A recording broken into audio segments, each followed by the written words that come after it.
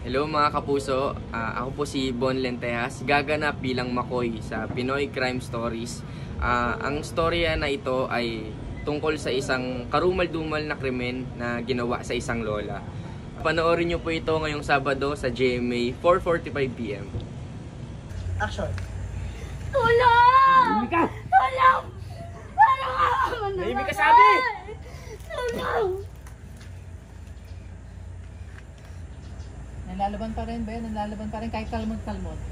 Kalmot-kalmot. Sige, ano, Ben? Bugbugin mo. Bugbog sarado. Isa pa. Ako sa tiyan, kunyari.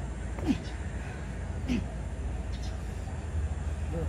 Tapos magubat. Ano na, nawalan siya ng malay. So, pwede ka na mag-pause, huminga. Yan, tanggalin yung tabi. Tapos kunyari lang, tinatanggal yung shorts. Kunyari. Yan. Okay, halik-halik kunyari ka. Ayan, angat ang mukha. Tinignan si ate, nakangisi. Angat.